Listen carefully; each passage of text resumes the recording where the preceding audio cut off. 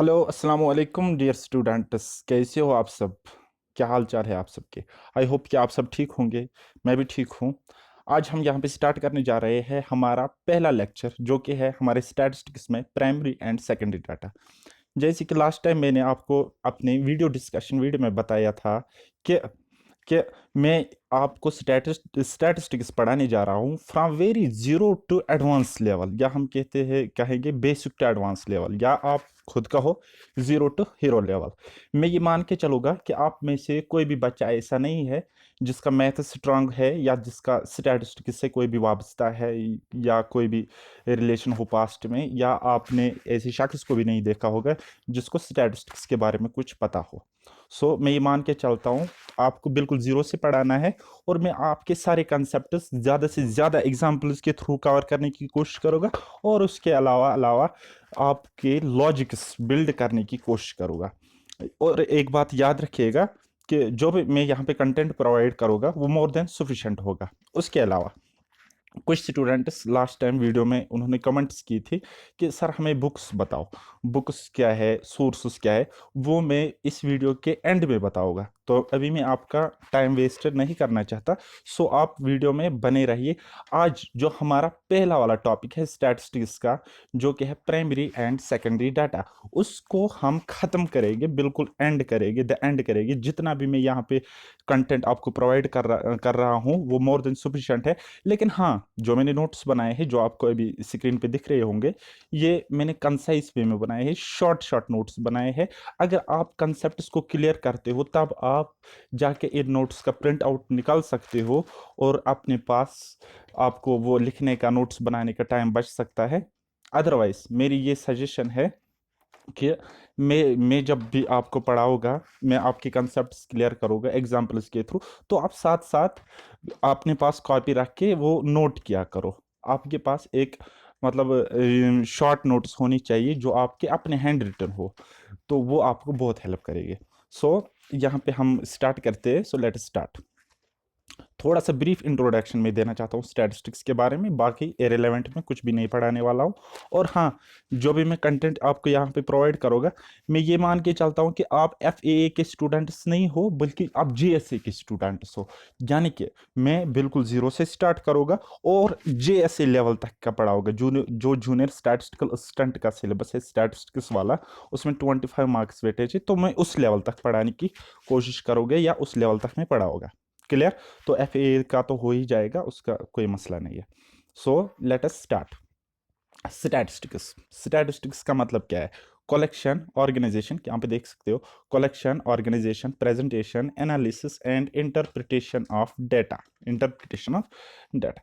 देखो बेटा, हम क्या करते हैं, पहले हम डाटा कलेक्ट करते हैं। सपोज मैं एक इन्वेस्टिगेटर हूँ, ये रहा मैं, ठीक है, ये रही मेरी दो बाजू, ठीक है। तो मैं एक इन्वेस्टिगेटर हूँ, मैं गया यहाँ से गया, तो मैं बारामूला के डिस्ट्रिक्ट में, ठीक है। तो मैंने यहाँ से डाटा कलेक्ट किया, ये मैंने यहाँ से सबसे पहले डाटा मैंने कलेक्ट किया। अब ये डाटा क्या है? ये इंफॉर्मेशन है, ये इनपुट्स है जो मैं लोगों से हासिल करूँगा, ठीक है, किसी पर्टिकुलर चीज़ के बारे में, किसी पर्टिकुलर चीज़ के बारे में। सपोज सपोज आग लग गई, भयंकर आग लग गई किसी जगह पे, अब बारामूला नहीं कहूँगा, किसी जगह पे बहुत ज़्यादा आग लग गई जो बहुत ज़्यादा फैल गई, वहाँ पे लोगों का बहुत नुकसान हुआ, ठीक है। तो अब मैं वहाँ पे जा रहा हूँ, मुझे इनपुट्स मिले, मुझे डाटा मिला। अब जो ये मैंने डाटा लाया, इसको हम कहेंगे कलेक्शन ऑफ डाटा। क्लियर? अब जब मैंने ये डाटा लाया, तो इसको मैंने ऑर्गेनाइज किया। ऑर्गेनाइज इन द सेंस कि कहाँ पे ज़्यादा नुकसान हुआ, कहाँ पे कम नुकसान हुआ, कहाँ पे कुछ भी नहीं बचा और कहाँ पे जाने चली गई, उसको हम कहेंगे ऑर्गेनाइजेशन, ठीक है। फिर मैं उसको प्रेजेंट करूँगा, चाहे मैं टेबलर फॉर्म में प्रेजेंट करूँगा, या किसी और ऐसे फॉर्म में या ग्राफिकल फॉर्म में उसको मैं प्रेजेंट करूँगा। और उसके बाद हम उसकी एनालिसिस करेंगे, ठीक है, और उसके बाद इंटरप्रिटेशन होती है डाटा की। तो इस प्रोसेस को, जो ये प्रोसेस हो रहा है ना पूरा, डाटा को कलेक्ट करने के बाद, ठीक है, फिर उसकी organisation, compilation, presentation, analysis, interpretation, इसी का नाम है स्टैटिस्टिक्स। अब इस स्टैटिस्टिक्स में क्या होता है, इसमें न्यूमेरिकल डाटा भी हो सकता है, और इसमें अदर डाटा भी, इंफॉर्मेशन भी हो सकती है। क्लियर? अगर हम स्टैटिस्टिक्स की बात करेंगे तो father of statistics R A Fisher, R A Fisher. इसका क्या कंट्रीब्यूशन है स्टैटिस्टिक्स में, that is not important for your examination point of view. और इंडिया की अगर हम बात करेंगे तो इंडिया में पीसी महालनोबिस। आपको पता होगा सेकंड ईयर फाइव प्लान, जो आपका सेकंड 5 ईयर प्लान आया था, उसमें इंडस्ट्रियल सेक्टर को प्रमोट किया गया था, तो उसमें इसका बहुत बड़ा हाथ था। तो उसको उस 5 ईयर प्लान को बोलते हैं पीसी महालनोबिस प्लान। तो इसलिए हम कह सकते हैं कि पीसी महालनोबिस जो शख्स थे, स्टैटिस्टिशियन थे या इकोनॉमिस्ट थे, उसको माना जाता है father of Indian statistics. Clear. Next, अब हमारा टॉपिक जो है प्राइमरी एंड सेकेंडरी डाटा, तो मेन फोकस हम इसी पे करेंगे। तो आप बने रहिए दिमाग खोल के, फ्रेश माइंड होके। अगर नींद आ रही है तो अभी मत पढ़ो, ठीक है। तो हम स्टार्ट करने जा रहे हैं यहाँ से। Primary data. अब बेटा दो चीजें होती है, एक होता है प्राइमरी, दूसरा होता है सेकेंडरी। अगर हम स्कूल भी जाते हैं तो पहले कहाँ पे जाते हैं, प्राइमरी में, ठीक है। उसके बाद वहां से निकल के हम सेकेंडरी में जाएंगे, ऐसा तो नहीं है ना डायरेक्ट जंप यहाँ पे करेंगे। तो इस लॉजिक से आप इसको याद रखो, पहले प्राइमरी आएगा फिर सेकेंडरी आएगा। अब कैसे, पहले डिफिनेशन देख लेते हैं। Data collected by the investigator for his own purpose, first time, beginning to end, are called primary data. Collected, source of origin, original data क्या होता है मैं आपको समझाता हूँ। प्राइमरी डाटा एक ऐसा डाटा होता है जो ग्राउंड लेवल पे हम कलेक्ट करते हैं। सपोज मैं एक इन्वेस्टिगेटर हूँ, मुझे डाटा को कलेक्ट करना है, मुझे किसी पर्टिकुलर इवेंट के बारे में, मुझे किसी पर्टिकुलर चीज़ के बारे में इंफॉर्मेशन चाहिए, उसके रिगार्डिंग मुझे डाटा चाहिए। तो जब मैं वो वहाँ पे खुद कलेक्ट करूँगा, या अगर मैं खुद कलेक्ट नहीं भी करता, किसी और बंदे से करवाता हो, लेकिन वो सोर्स ऑफ ऑरिजिन यानी कि ग्राउंड लेवल का रिपोर्ट होना चाहिए। से फॉर एग्जाम्पल, किसी जगह पे फ्लड आया, किसी जगह पे सैलाब आया, तो सैलाब से जो तबाहकारियां हुई, अब मैंने ऐसा नहीं किया कि मैंने न्यूज़ चैनल पे देखा, मैंने इंटरनेट पे देखा, बल्कि मैं एक इन्वेस्टिगेटर हूँ। मैं गया इस जगह पे मैंने खुद इस जगह का जायजा लिया, ठीक है। इस जगह का जायजा लेने के बाद मैंने लोगों से इंफॉर्मेशन ली, मैंने इस जगह से इनपुट्स हासिल किए, ठीक है। जो ये हमारा डाटा होता है ना, इसको हम ओरिजिनल डाटा भी कहते हैं, ठीक है। क्योंकि इसको हमने कलेक्ट किया कहाँ से, सोर्स ऑफ ऑरिजिन, यानी कि जिस जगह पे सैलाब फ्लड आया उस जगह से हमने इसको कलेक्ट किया। तो इसको हम कहेंगे प्राइमरी डाटा। यूजुअली क्या होता है, ये जो प्राइमरी डाटा होता है इसको कलेक्ट करता है इन्वेस्टिगेटर। और कौन करता है, इनोमरेटर्स से भी, और भी बाकी सारे तरीके वो हम नेक्स्ट लेक्चर में कवर करेंगे, ठीक है। तो फिलहाल हमें ये पता है कि प्राइमरी डाटा ऐसे इनपुट्स होते हैं, ऐसे इंफॉर्मेशन होती है जो हम ग्राउंड लेवल से हासिल करते हैं, जिनका ऑरिजिन कहाँ से होता है, जहाँ पे ये इवेंट हुआ, जहाँ पे कोई डिजास्टर आया, जहाँ पे ये चीजें मौजूद है, ठीक है। यानी कि जिसको हम ओरिजिनल सोर्स कहेंगे या जिसको हम सोर्स ऑफ ओरिजिन कहेंगे। क्लियर। नेक्स्ट, एक शख्स है वेसल, जिसका नाम है, इसकी एक डिफिनेशन थोड़ी सी इंपॉर्टेंट है, बट आई डोंट थिंक ज़्यादा इंपॉर्टेंट है, बट आपको ये याद रहनी चाहिए। Data originally collected in the process of investigation, उसको हम कहते हैं प्राइमरी डाटा। तो क्या कहता है, जो डाटा ओरिजिनल डाटा है ना, ओरिजिनली यानी कि असल में जो डाटा सोर्स ऑफ ओरिजिन से हम कलेक्ट करते हैं, या during the process of investigation जो हमें इनपुट्स मिलते हैं, जो हमें इंफॉर्मेशन मिलती है, जो हमें डाटा मिलता है, उसी को हम कहते हैं, क्या कहते हैं, primary data. Clear. Next, primary source क्या होता है। प्राइमरी सोर्स, अब मैंने आपको बताया, कलेक्शन यानी कि डाटा कलेक्शन। डाटा जब हम कलेक्ट करेंगे, कहाँ से करेंगे, फ्रॉम सोर्स ऑफ ओरिजिन, ठीक है। जहाँ पे कोई इवेंट होता है, जहाँ पे ये डाटा मौजूद होता है, जहाँ पे ये इंफॉर्मेशन हमें हासिल करनी चाहिए, या जहाँ पे ये इंफॉर्मेशन होती है, वहाँ से जब कलेक्शन ऑफ डाटा हम करेंगे, वहाँ से जब हम डाटा कलेक्ट कहेंगे, तो उस सोर्स को, जो वो सोर्स ऑफ ओरिजिन है ना बेटा, वही होता है हमारा प्राइमरी सोर्स। और जो ये प्राइमरी डाटा होता है इसको हम कहते हैं first hand quantitative information, first hand quantitative information. Clear? Next, next हम देख लेते हैं सेकेंडरी डाटा। नेक्स्ट हम आ जाते हैं सेकेंडरी डाटा पे। तो सेकेंडरी डाटा होता क्या है? फिर से आप इस वेसल की डेफिनेशन देख लोगे। ये वेसल मैंने इसकी डेफिनेशन सिर्फ इसलिए ली है क्योंकि ये मुझे एनसीईआरटी से मिला। Clear? Data collected by other persons are called secondary data. अब ये क्या कहता है, इसकी डेफिनेशन अभी समझ नहीं आएगी कि ये अदर पर्सन्स कौन है। ठीक है, अभी मैं आपको थोड़ा सा बताता हूँ, आगे आपको और ये क्लियर हो जाएगा। कहता है जो ये डाटा अदर पर्सन से, ठीक है, जो हम डाटा दूसरे लोगों से कलेक्ट करते हैं उसको कहते हैं सेकेंडरी डाटा। अब ये दूसरे लोग क्या हुए? अब ये दूसरे लोग क्या हुए? से फॉर एग्जांपल ये हमारी एक जगह है जहां पे क्या आया था, सैलाब आया था। ठीक है, अब यहां से, यहाँ पे जो लोग रहते हैं ना, ये यहाँ पे लोग हैं। ठीक है, ये यहाँ पे लोग हैं, इनसे जो इंफॉर्मेशन मिलेगी वो हो गया प्राइमरी डाटा। ठीक है, क्योंकि ये है फर्स्ट हैंड सोर्स। ठीक है, फर्स्ट हैंड क्वांटिटी डाटा। तो अदर पर्सनस क्या है? अदर पर्सनस हो गए ना वो लोग जिन्होंने यहाँ से पहली डाटा कलेक्ट किया हुआ है, या वो पार्टी, वो ऑर्गेनाइजेशन जिन्होंने यहाँ से पहली डाटा लाया है और इनके पास है। तो ये हो गए अदर पर्सनस, ये हो गए अदर पर्सनस। अब यहाँ पे कोई शख्स है, उसने यहाँ से नहीं, उसको लगा है मुझे यहाँ पे टाइम लग जाएगा ज़्यादा, मैं इतना हैक्टिक काम नहीं करूँगा, तो वो गया डायरेक्टली इनके पास, वो गया डायरेक्टली इनके पास और यहाँ से उसने डाटा कलेक्ट किया, यहाँ से उसने डाटा कलेक्ट किया। तो इसी को कहते हैं, इसी को कहते हैं सेकेंडरी डाटा। यही है इस डेफिनेशन का मतलब। अभी अगर क्लियर नहीं हुआ तो बने रहिए। नेक्स्ट, सेकंड हैंड डाटा, इसको हम कहते हैं सेकंड हैंड डाटा भी हम कहते हैं क्योंकि ये हम दूसरे लोगों से हासिल करते हैं, या हम कहेंगे सेकेंडरी सोर्स से हम इसको हासिल करते हैं। ठीक है, प्राइमरी सोर्स तो गया, अब हमारे पास है secondary source. Example, secondary source क्या क्या होते हैं हमारे पास? Data from some agency, institution etcetera. Say for example हम देखेंगे कि कि हमारे किसी पर्टिकुलर जगह पे, हमारे किसी पर्टिकुलर डिस्ट्रिक्ट में एम्प्लॉयमेंट रेट बहुत कम है।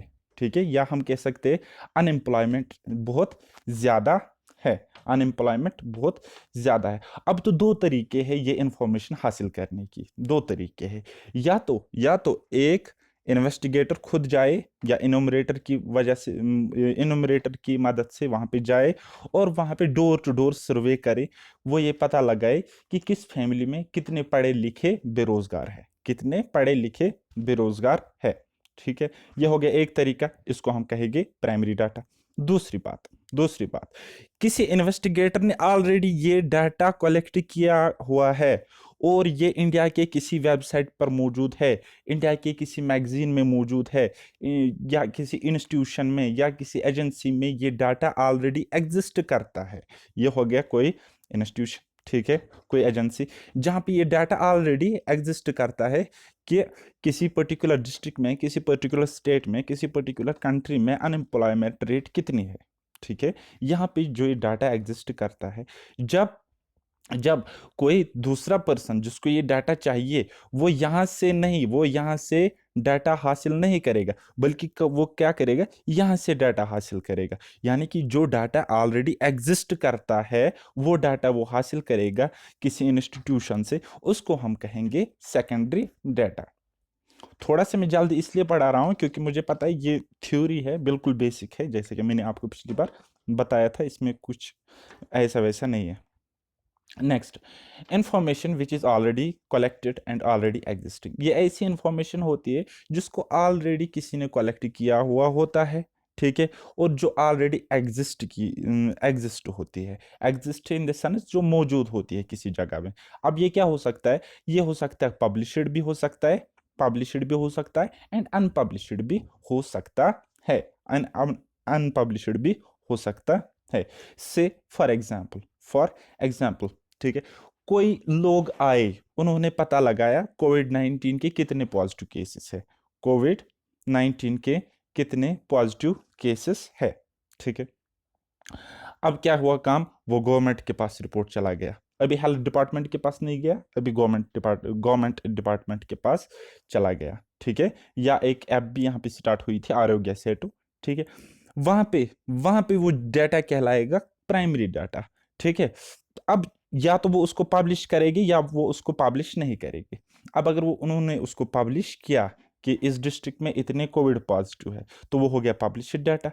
अब अगर उन्होंने उसको पब्लिश नहीं किया, और यानी कि उनके पास है और हॉस्पिटल यहाँ से जाता है, हॉस्पिटल या हेल्थ डिपार्टमेंट जो होता है, जो इनकी एजेंसीज होती है, वो यहाँ से गए, इन्होंने ये डाटा लाया यहाँ से, ठीक है, तो या कोई और एजेंसी गई, उन्होंने यहाँ पे पता लगाया, ठीक है, वो इस एजेंसी से ये डाटा लेते हैं, ये अनपब्लिश्ड डाटा है, ठीक है। लेकिन क्या है ये सेकेंडरी डाटा है। क्यों है सेकेंडरी डाटा? क्योंकि पहले ही इसको कलेक्ट किया गया है, पहले ही इसको कलेक्ट किया गया है, ठीक है।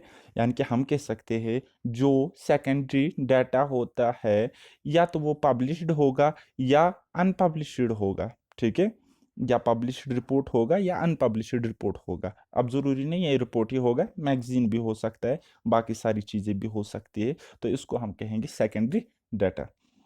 और बेटा मेरी एक बात सुनो, अगर इस चैप्टर से कोई भी क्वेश्चन आता है ना, तो वहां पे डायरेक्टली आपको ये नहीं आएगा what is primary data, what is secondary data. वहां पे चार स्टेटमेंट्स हो गए, वहां पे चार स्टेटमेंट हो गए, और क्वेश्चन आपका होगा which one is primary data और which one is not secondary data. Clear?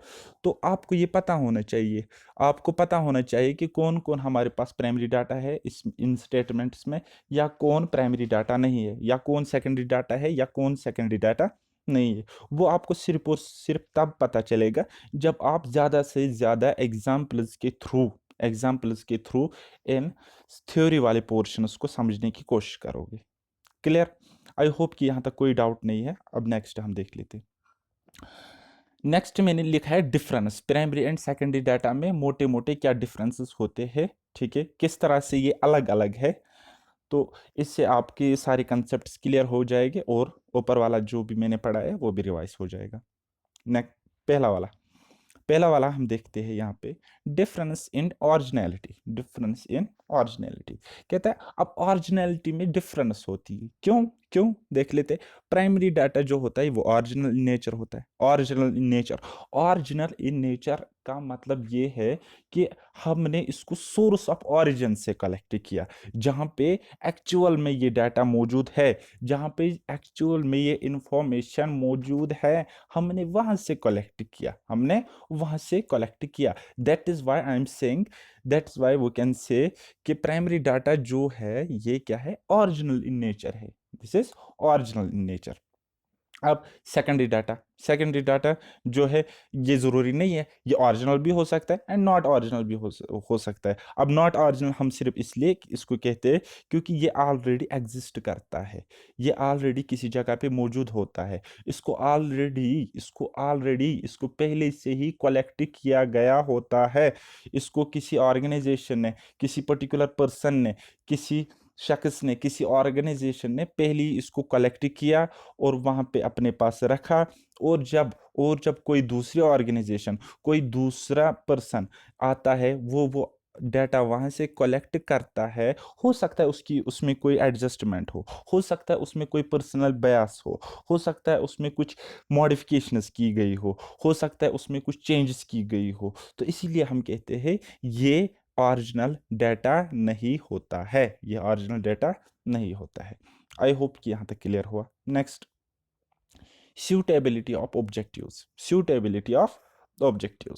अब जो प्राइमरी डाटा होता है, देखो बेटा प्राइमरी डाटा का भी एक ऑब्जेक्टिव होता है, जो भी डाटा कलेक्ट करता है वो किसी मेन ऑब्जेक्टिव के लिए करता है, ठीक है। अब सेकेंडरी डाटा में भी वही कोई ना कोई ऑब्जेक्टिव होता है, ठीक है। अब प्राइमरी डाटा, अगर एक इन्वेस्टिगेटर प्राइमरी डाटा कलेक्ट करने के लिए जाता है लोगों के पास, वो लोगों के पास गया, अब वो वही क्वेश्चंस उनसे पूछेगा, वही इनपुट्स वहां से लेगा, वही इंफॉर्मेशन वहां से लेगा जो उसके ऑब्जेक्टिव के रिलेवेंट हो, जो उसका ऑब्जेक्टिव हो, जो उसका एम हो, जो उसका मोटिव हो, वो उसी के रिलेवेंट हो, ठीक है। फॉर एग्जाम्पल, वो इलिटरेसी के लिए डाटा कलेक्ट करता हो, वो इलिटरेसी रेट जानने के लिए डाटा कलेक्ट करता हो, तो वो ऐसा नहीं पूछेगा ना कि आपके पापा क्या करते हैं, आपके दादा की डेथ कब हुई, वो ऐसे सवाल नहीं पूछेगा, बल्कि वो क्या करेगा, अपने स्पेसिफिक ऑब्जेक्टिव के बारे में वो वहां से इंफॉर्मेशन हासिल करेगा, डेटा हासिल करेगा। तो इसलिए इसमें एडजस्टमेंट करने की कोई ज़रूरत नहीं पड़ती है। उसने डाटा कलेक्ट किया, वो एक वेल ट्रेनड पर्सन है, उसको पता है मुझे कौन से क्वेश्चंस पूछने हैं लोग उससे, मुझे क्या इनपुट्स लेने हैं वहाँ से, मुझे क्या डाटा लेना है वहाँ से। उसने वही क्वेश्चंस, वही डाटा वहाँ से लिया, ठीक है। और उसके बाद जो उसको वहाँ से डाटा या इंफॉर्मेशन मिली, तो उसमें उसको एडजस्टमेंट करने की ज़रूरत नहीं है, तो उसका डाटा जो है वो तैयार है। तो इसको ये प्रोसेस होता है किसमें, प्राइमरी डाटा में। अब सेकेंडरी डाटा की बात करेंगे, सेकेंडरी डाटा की बात करेंगे, सेकेंडरी डाटा की हम बात करेंगे। ये पता करना चाहता है सेकेंडरी डाटा, इसमें भी एक ऑर्गेनाइजेशन है या एक शख्स है, ठीक है। ये इसको कलेक्ट करना है सेकेंडरी डाटा, लेकिन ये इसका जो ऑब्जेक्टिव है वो तो फिक्स है, क्योंकि ये जानना चाहता है, लेट्स टेक एन एग्जांपल, ये जानना चाहता है कि इलिटरेसी, इलिटरेसी तो है ही है, लेकिन ऐसे कितने बंदे इलिटरेट है जो कि रॉयल फैमिली से बिलोंग करते हैं, या जो बिजनेसमैन है, या जो मतलब एम्प्लॉय है, प्राइवेट सेक्टर में ही सही लेकिन एम्प्लॉय है, ठीक है। यानी कि जिनको इकोनॉमिक कंडीशन वर्स्ट नहीं है, जिनके पास सोर्सेस है, सोर्स ऑफ इनकम है, तो ऐसे इलिटरेट बंदे कितने हैं। तब जाके जब ये प्राइमरी डाटा जो कलेक्ट किया हुआ है, ये वाला डाटा, ठीक है, यहां से तो ये इनपुट्स लेगा यहां से, लेकिन इसको क्या पता चल सकता है, खाली इलिटरेसी कितनी है, इलिटरेट लोग कितने हैं, इलिटरेट लोग कितने हैं, तो इसको सिर्फ यही पता चल सकता है। लेकिन ये तो इसको पता नहीं चलेगा ना कि इन इलिटरेट लोगों में गरीब कितने हैं और एम्प्लॉय कितने हैं, ठीक है। तो जब ये यहां से इनपुट्स हासिल करेगा, यहाँ से डाटा हासिल करेगा, इंफॉर्मेशन हासिल करेगा, तो उसमें एडजस्टमेंट की ज़रूरत है, उसमें एडजस्टमेंट या मॉडिफिकेशन की ज़रूरत है। Clear. Next, cost of collection, cost of collection simple सा फंडा है। अगर हम प्राइमरी डाटा हासिल करेंगे, प्राइमरी डाटा अगर हम हासिल करेंगे, ठीक है, ये हूं मैं इन्वेस्टिगेटर, ये गया मैं इस जगह पे प्राइमरी डाटा हासिल करने के लिए, तो सबसे पहले मुझे यहाँ पे बहुत ज़्यादा टाइम लगेगा, ठीक है। और खाने पीने की अगर हम बात करेंगे, तो 1-2 महीने तक मैं वहाँ पे रहूँगा, तो पैसा भी खर्च हो जाएगा, टाइम भी खर्च हो जाएगा, बहुत ज़्यादा टाइम लगेगा, बहुत ज़्यादा मनी, पैसा, और मैन पावर भी लग सकता है, और मैन पावर भी लग सकता है, क्योंकि प्राइमरी डाटा एक बंदा आसानी से नहीं कर सकता है कि अगर एरिया बहुत बड़ा हो, उसको कवर करने के लिए, वहाँ से डाटा लाने के लिए, वहाँ से इंफॉर्मेशन लाने के लिए मैन पावर की ज़रूरत पड़ती है, ज़्यादा मैन पावर की ज़रूरत पड़ती है। क्लियर। लेकिन सेकेंडरी डाटा के केस में ऐसा बिल्कुल भी नहीं है, सेकेंडरी डाटा के केस में ऐसा बिल्कुल भी नहीं है। ये सबसे पहले क्या है, लेस एक्सपेंसिव है, less expensive in terms of time, in terms of time, money, man power, time, money, man power, etcetera. Time भी कम लग जाता है, क्योंकि ये डाटा हासिल करेगा वो तो ऑलरेडी कलेक्ट किया हुआ होगा, वो ऑलरेडी कलेक्ट किया हुआ है, तो वहां से हासिल करेगा, तो मैं ज़्यादा से ज़्यादा 1 या 2 दिन लग जाएगी। नेक्स्ट, मनी, यानी कि पैसे इसको ज़्यादा खर्च करने नहीं पड़ेंगे। ऑब्वियस सी बात है, जब टाइम कम लग जाएगा तो पैसे भी कम ही खर्च हो जाएगी, ठीक है। नेक्स्ट, मैन पावर की भी ज़्यादा ज़रूरत नहीं पड़ेगी, बिल्कुल लॉजिकल है, सिंपल है, आप मुझसे ज़्यादा अच्छे एग्जाम्पल से आप इसको समझ सकते हो। Next, data which are primary in the hands of one party organization may be secondary in the hands of other party. ये आप समझने की कोशिश करना, क्योंकि पिछली बार एज इट इज डिटो यहाँ से क्वेश्चन आया हुआ है प्रीवियस ईयर में, ठीक है। 4 स्टेटमेंट्स गिवन थे, ठीक है, और उसमें लिखा गया था इनमें से प्राइमरी, ऐसा कौन सा प्राइमरी डाटा है जो सेकेंडरी डाटा हो सकता है दूसरी पार्टी के लिए, ठीक है। तो 4 डाटा, 4 टाइप ऑफ इंफॉर्मेशन हमें वहां पे गिवन थे। तो हम कोई डाटा, कोई पर्टिकुलर डाटा लेते हैं, अकॉर्डिंग टू दिस स्टेटमेंट ये क्या कहता है, कोई पर्टिकुलर डाटा है, ठीक है, ये इस पार्टी के पास प्राइमरी हो सकता है और दूसरी पार्टी के पास ये सेकेंडरी हो सकता है। मैं आपको समझाता हूँ, मैं आपको समझाने की कोशिश करोगे यहाँ पे, ठीक है। मैं आपको यहाँ पे समझाने की कोशिश करूँगा।